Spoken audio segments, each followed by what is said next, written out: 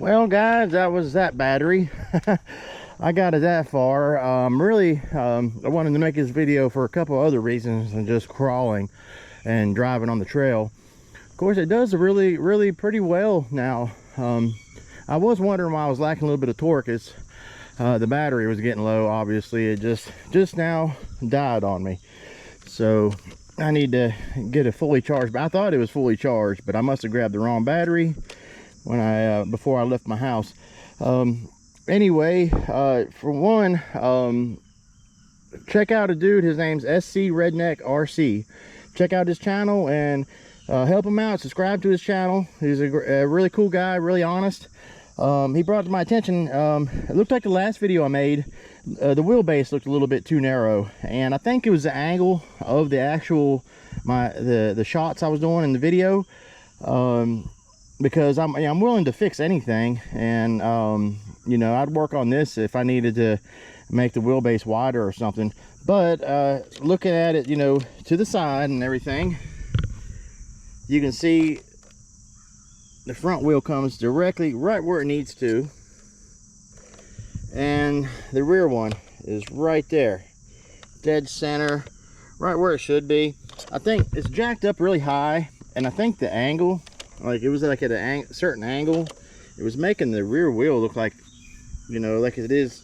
I don't know if I can reenact it, but it looked really narrow on the video. The wheelbase did, but really it's sitting right where it should. And if it was a little bit lower to the ground, it would look better, I believe. I think it's a little bit too jacked up, but I mean that does help with clearance and stuff, and with a little bit more flex you get. But I might put some different shocks on here that are just a little bit shorter, you know, to give it that more scale look to it. Also, another thing I wanted to bring up, and yeah, just remember his name is his channel is SC Redneck RC. Check him out. And thanks, dude. You know, at least I hope this answers our questions. We were thinking about it. Anyway, the cost of the thing. Yes, I didn't like the stock axles, and the steering was crap on the stock setup. But at the same time, this thing cost like 65 bucks. And like any RC, I always make upgrades to them anyway. So you get a really great looking body for that price. And I put metal axles on here with the metal steering links, and that solved all the issues. I actually have more sharper steering with this than I do any of my WPLs. I mean, it's got a nice steering angle. It completely fixed my steering issues as soon as I put these axles on. These axles, though, I was just saying in the video to, you know, if you're gonna make a purchase, don't get the cheaper ones like I did. They're metal, they're nice, but they need to be shimmed, and that's not a huge deal. I just got to find the right size shims, and you know, they're not real expensive. But the WPL versions that I've always bought, the metal versions now, I'm not talking about the WPL stock ones, the plastic ones, I'm talking about the upgraded ones with the bearings. I've never had an issue when I purchased those, you know, with any of the differentials. Never caused me an issue, and never had to be shimmed or anything. But I mean, it might just be me, maybe I just got lucky with the ones I bought. But I know this set, it's not WPL brand now, mind you, that it does need to be shimmed. So that's why I said in the last video that I can't recommend these axles here. But anyway, that being said, this thing all together with the axles and the tires now on Amazon are like $20. The wheel to their bead lock.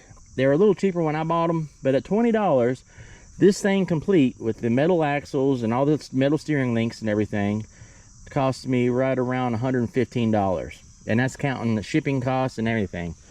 Well, that being said, you know, you get a nice hard body RC, and it is 16 scale now. It's not 10 scale, but it's not teeny tiny, but it's big enough to get up and over things and trail with and have fun, have a good time. You can make a pretty decent crawler out of it. But that being said, over here I have my RC four-wheel drive that I just got, I think, last month. And of course I made all kinds of improvements to it and upgrades. All the upgrades I made to it came from RC four-wheel drive's website, and it's pretty much the same cost at A-Main or anywhere else. Besides the Hobbywing Axe combo motor system that I got in here, the brushless system. Now, Now I'm gonna be honest with you, the thing in total, just to get the box, to get the RC with no upgrades or nothing, to get to my house, to get one of these just like this. Now I'm not saying I paid all this stuff for some of these things, these items I had already, and yes, I have RC4WD Drive parts in bags that I've never opened up, but and I had the Hobbywing Axe system, but to get it now, the Hobbywing Axe system is $220 on A-Main. This is the same combo that I have, but this RC itself, to get it stock with the brushed motor, is $526 is what it would cost you, and give or take, you know, and that's shipping and everything, and that's taxes. It's in America. All right, all the upgrades I did, you know, I did all the math and everything, the $40 interior upgrades, even the cost of the figure, which the figure didn't come from it's the only thing it didn't really come from that, and the motor combo didn't come from RC4WD Drive, but everything, the leaf spring upgrades, the shocks, the LED setup kit, the RC4WD Drive I got from their website, even the black decals, the metal Toyota decal on the rear, to get all of that, and even the cost of decals on the thing, everything, just to make it do what mine does, it would cost you $980, and that's a lot of dough.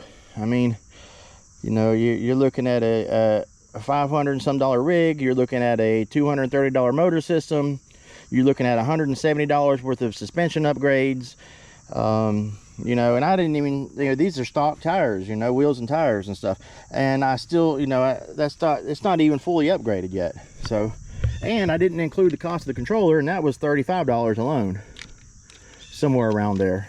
So that, you know, you might as well say this is a $1,000 rig. And if I were to get everything today, purchase every item that I put on this thing at just full cost, and to get it shipped to my house, looking right around $1,000. And I mean, to me that's a whole lot of money, you know. So that's pretty serious, and this is by far my favorite trail rig, and like my number one to go to. But that being said, all that money wrapped up in that, and I love the thing, it's great.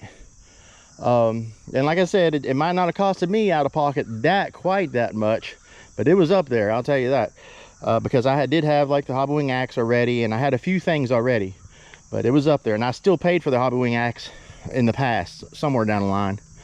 But like this one had $110. You know, it runs, everything's okay on it. You know, yeah, it doesn't have oil-filled shocks, but you could add a set of, you know, cheap budget ones for $20, if that, you know. I mean, if you look at you you get around $120. You got a 16 scale hard body scaler with a full interior, and it's nice. I mean, it's not bad. So I'm not gonna knock it, and I'm not trying to dissuade somebody from wanting to make a purchase like this. But what I am saying is, if you do want to buy an RC like this, be prepared to make certain upgrades to it to make it, you know, a fairly decent RC, you know. But I mean, yes, it'll run straight out the box, but it's going to have some issues. Maybe for a kid or something, they don't care about that stuff. But if you're a hobbyist, you're gonna want to make a few little changes to it. And you know, 120 bucks, you got metal axles, you got a hard body RC. That's pretty good. But at the same time, you can get like an FMS already, you know, hard body for about $130, something like that, for the FCX24. Now this is a little bit bigger than FCX24, so you know, you got to put that into the equation. And plus, some people like me, I like to upgrade things, so it was kind of fun tinkering with it and kind of making it my own. So you know, it's all about, you know, who you are and where you are in the hobby and how much you like doing this stuff. So I don't want to dissuade somebody from wanting to make a purchase, but I also don't want to influence somebody to make a purchase and then, oop, they got something they don't like because something needs upgraded and they don't want to upgrade it. But anyway, that all being said, I hope you guys enjoy my videos. I just want to be honest about things, you know, and just tell you my true feelings about it. And hit the like button if you know what I'm talking about, and if I'm making sense to you, and you enjoyed this video, and it'll help out my channel. I'll greatly appreciate it. And as always, guys, thank you for everything.